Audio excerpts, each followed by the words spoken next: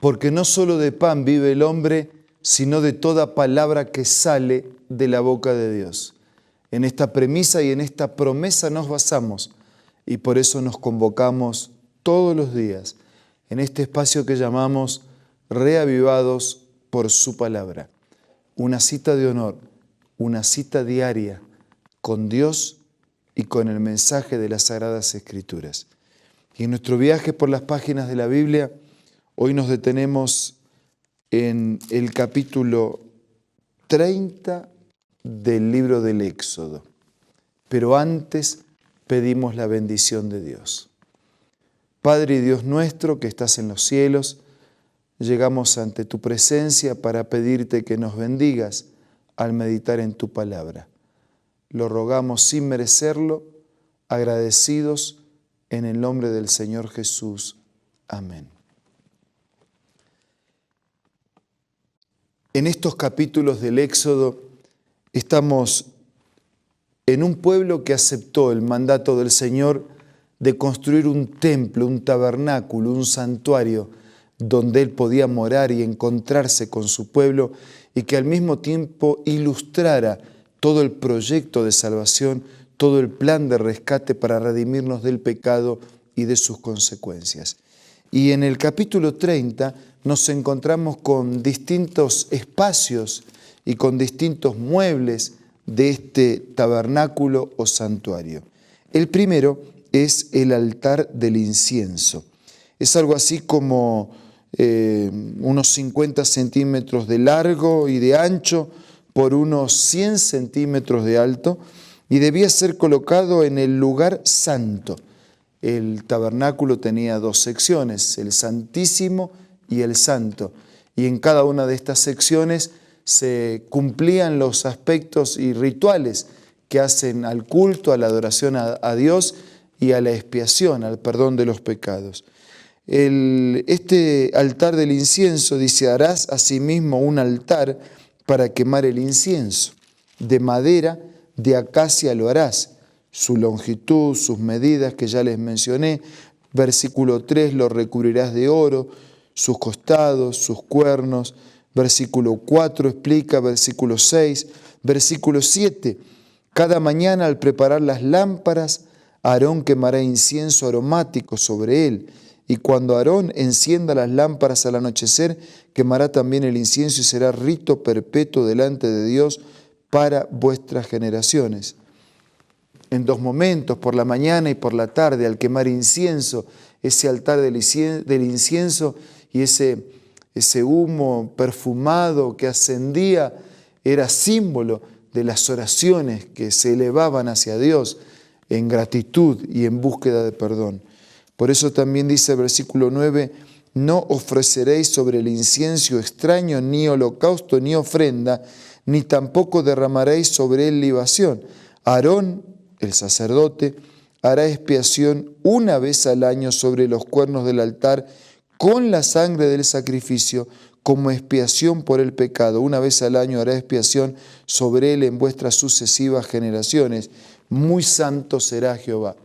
Cada vez que el pecador ofrendaba su ofrenda de sacrificio buscando el perdón de sus pecados, simbólicamente transfería sus pecados al corderito, al animal, y esos pecados eran transferidos al santuario.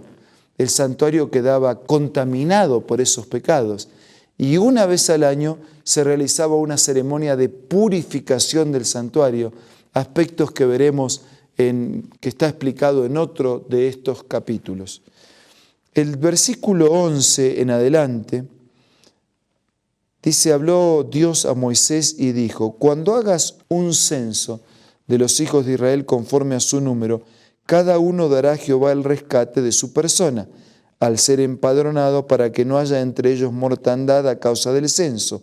Esto dará todo aquel que sea censado, y entonces aparece lo que tiene que dar en cuanto al bien material que hay que entregar como una ofrenda reservada para Dios, todo aquel que es censado, que hace parte del listado de esta familia del Señor.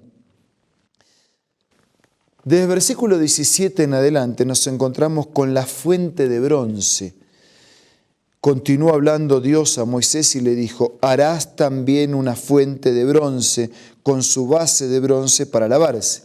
Entonces ven que en cada descripción de una tarea, Dios es el que habla y dice: harás tal cosa.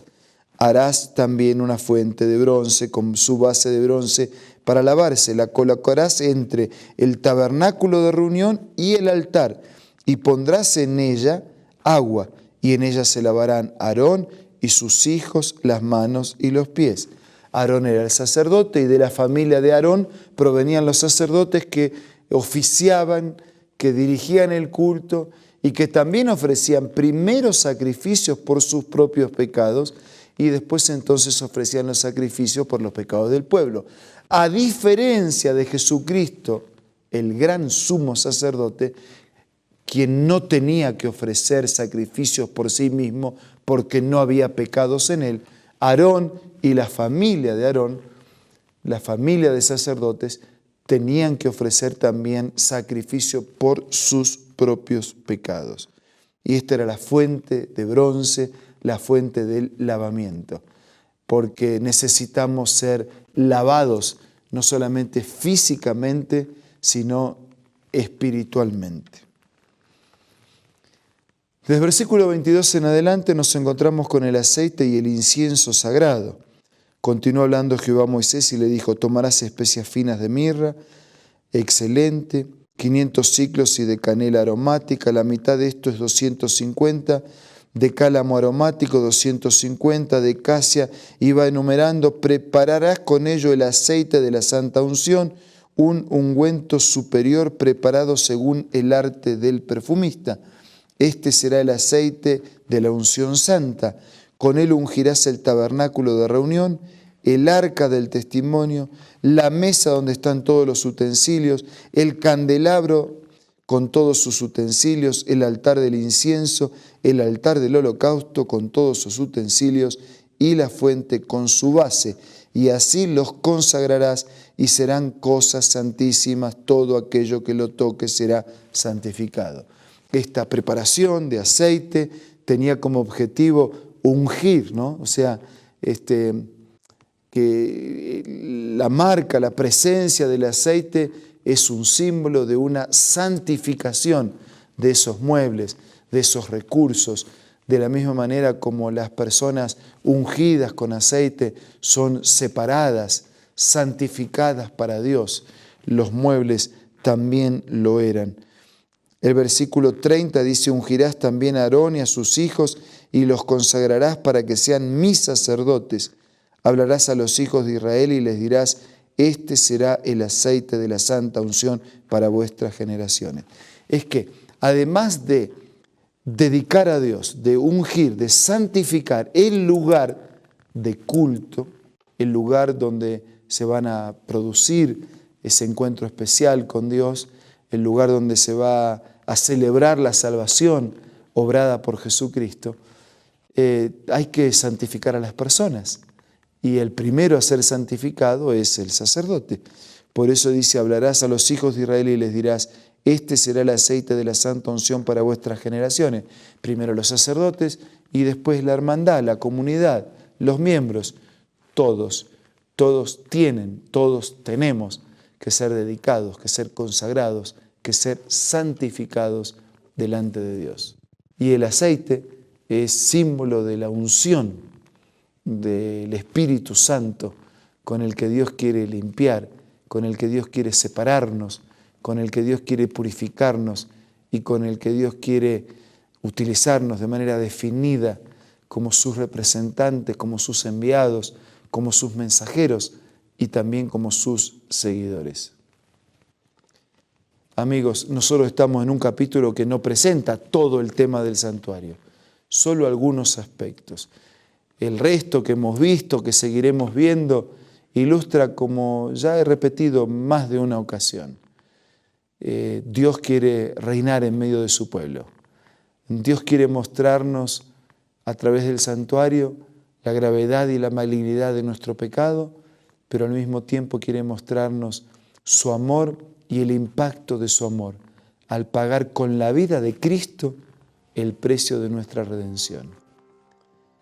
Y frente a tal orden y frente a tal clara ilustración y exposición de quién Dios es, de quién somos nosotros y de lo que Dios quiere y puede hacer por nosotros, nada mejor que agradecer y que comprometernos con Él. Entonces, ahora vamos a orar.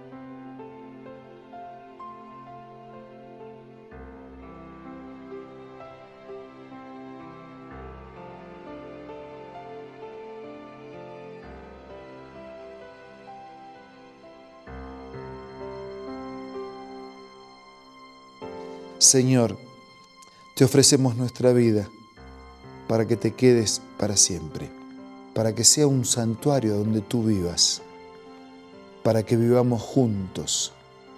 Te damos gracias por estas figuras del santuario que ilustran a la perfección tu interés de vivir entre nosotros, tu proyecto de pagar nuestra deuda del pecado, al mostrarnos la gravedad de nuestro pecado y la dimensión maravillosa de tu amor. Por eso, Señor, te damos gracias. Por eso te pedimos que nos perdones y por eso nos comprometemos a amar, a obedecerte y a hacer tu voluntad. Bendice a todos nuestros amigos. Te lo pido, te lo agradezco, en el nombre de Jesús. Amén.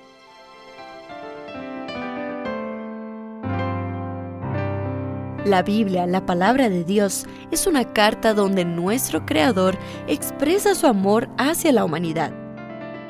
Es una recopilación de textos que en un principio eran documentos separados, escritos por varias personas, todas ellas inspiradas por Dios. Primero en hebreo, arameo y griego durante un periodo muy dilatado y después reunidos para formar la Biblia cristiana. Está dividida en dos grandes secciones, el Antiguo Testamento con 39 libros y el Nuevo Testamento con 27. En la Biblia se desarrolla la historia de la salvación de Dios al hombre. En toda ella hay una línea conectora que une todo, Jesucristo. Es el personaje principal de la Biblia y el cual trae la revelación definitiva de Dios. Es considerada también el manual de nuestro fabricante. Es vital tener este ejemplar en casa y descubrir su valioso mensaje. Busca también en tu App Store o Play Store y encontrarás varias opciones. No olvides descargar también el aplicativo Reavivados por su palabra y sigue la secuencia de su lectura. La Biblia es la palabra de Dios. Muchas gracias por su compañía de hoy y de siempre. Les envío un abrazo y nos reencontramos mañana, si Dios quiere.